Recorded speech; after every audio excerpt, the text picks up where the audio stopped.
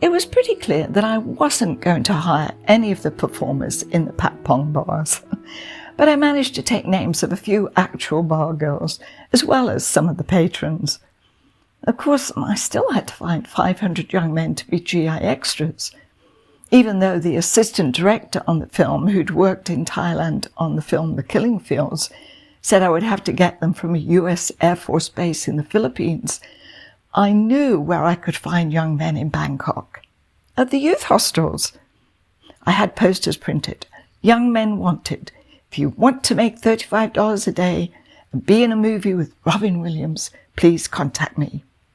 Then my assistant Rasami and I delivered them to every guest house and youth hostel in Bangkok. And it worked. I was inundated with young men from all over the world.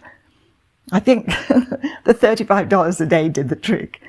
I knew from my 2 years of backpacking that money was always in short supply. However, I'm sure that Robin Williams was a big attraction too. Before the director Barry Levinson and cast of Good Morning Vietnam arrived in Bangkok, I'd managed to find over 30 potential non-professional actors for roles in the movie. I'd put them on tape and sent it to Barry in Los Angeles. I'd heard nothing from him, but the producer Mark Johnson, who went on to produce Breaking Bad, told me that Barry wanted to meet with me as soon as he arrived. 2 days later, I met the director for breakfast in the gorgeous Hilton dining room.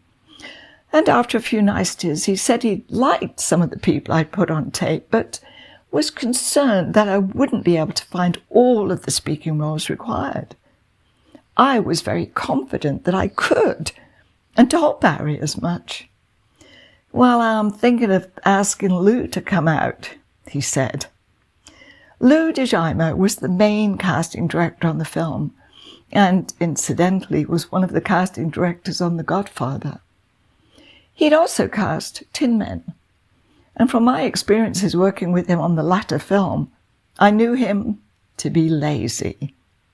I realized that if he came to Thailand, I would be the one doing all the work, but that he would get the credit, which actually happened on a later film. So I dug in my heels. "Well, Barry, if you bring Lou out here, I'll be on the next plane to Kathmandu, because I've always wanted to go there." Barry laughed. "Okay, then." And that was that. You see, the director needed that kind of reassurance from me. I knew that I could find all the necessary non-professionals for the 43 speaking roles in the film, but if he didn't trust me to do the job, I was willing to walk away. Filmmaking is pretty much like any other business, although you might not think it. The producer puts together all the elements, hiring all the necessary department heads, and the director has to be confident that everyone will do the jobs they were hired for in order to make a successful movie. The head of any business can't do it alone, and depends on those with the required specialties to deliver. But at the end of the day, the success of the product lies with the name of the person at the top. So there's a lot at stake. Because I was so confident and actually willing to walk away from the film rather than work with DeJaimo, it put Barry's mind at rest. He could then concentrate on all the other aspects of filmmaking, of which there are many. The lesson here: don't sell yourself short. No matter what you're doing in life, do it to the best of your ability. I can't stress this enough. Be confident and don't doubt your capabilities. This, in turn, will show others that you know what you're doing. Also, don't be afraid to walk away if you're not being respected. More than anything, integrity is the name of the game. This should always be an important aspect in all areas of your life. The night after Robin Williams came to town, accompanied by his assistant, Marsha, I was invited to a dinner hosted by Barry. There were about 10 of us there. When I first met Robin, I thought how sweet and reserved he was. I also saw how affectionate he was to Marsha. He absolutely adored her. It was clear they were in a romantic relationship. Until recently, she'd actually been the nanny to his son Zach. But since he was now separated from his wife, obviously Marcia had won his heart. Later, he married Marcia and they had 2 children together. As you can imagine, the dinner was very entertaining. And although I'd never really been a Robin Williams fan, sitting across the table from him gave me a newfound appreciation of his brilliance. And later on, I also experienced his kindness and compassion. The role of the leading Vietnamese boy was played by a 17-year-old Tung Tran, who was found cleaning an office in Chicago. Local casting directors held auditions in various US states where communities of Vietnamese people lived. And in Chicago, the call went out for young Vietnamese men. Tung didn't know about the auditions as he went about his night job as office janitor.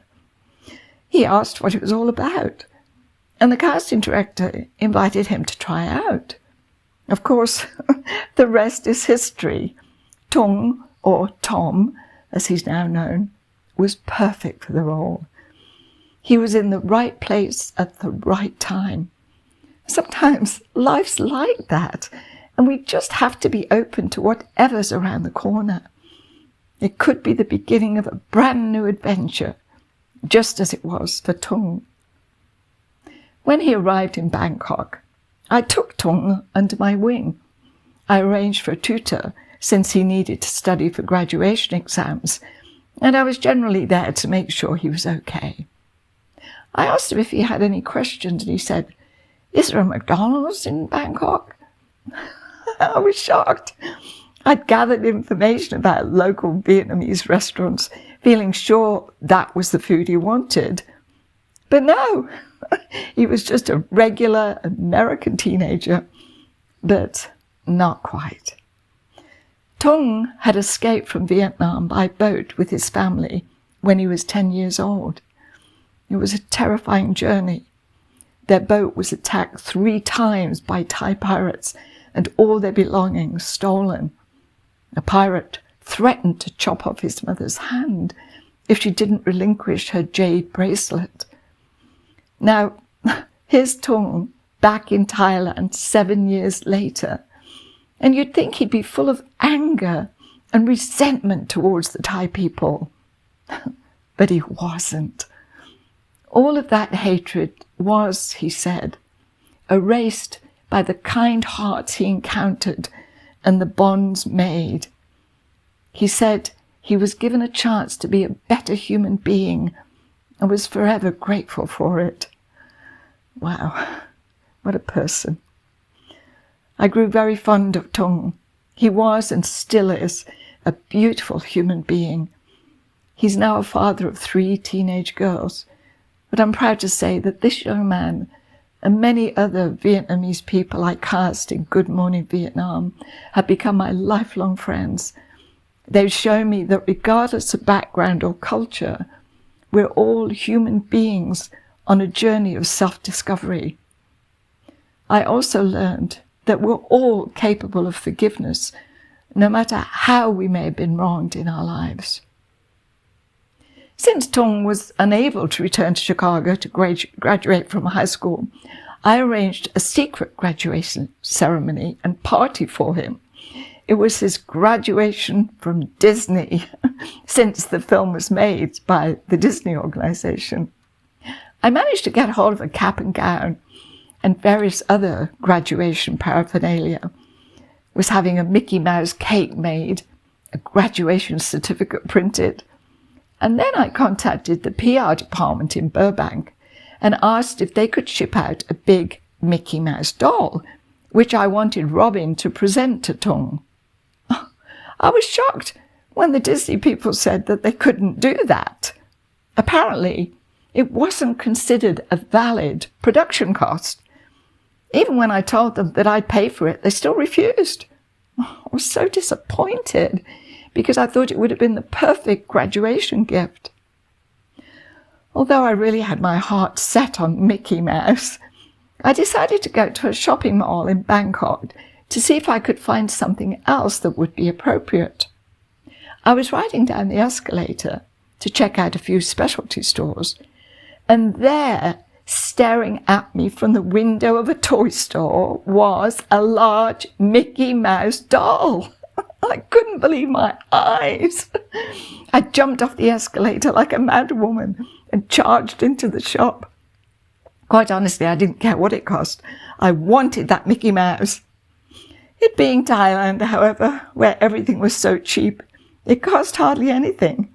It might have been a knockoff for all I knew, except it did have what looked like a genuine label. But I didn't care. I had a Mickey Mouse doll. Oh, it was such a great feeling of accomplishment. I've always believed in the power of visualization, and it's worked for me many times in my life. I honestly think that the picture I held in my mind, actually seeing Tung holding the Mickey Mouse doll, created the reality. I suppose it's also a lesson in not giving up. Next time, miracle meeting between two Vietnamese cast members and the kindness and brilliance of Robin Williams. If you're enjoying my episodes, my social media guru, Horatio, has asked that you please like the recordings, subscribe, and ring the bell to be notified when I post my next episode on Sunday. Many thanks, and your support is greatly appreciated.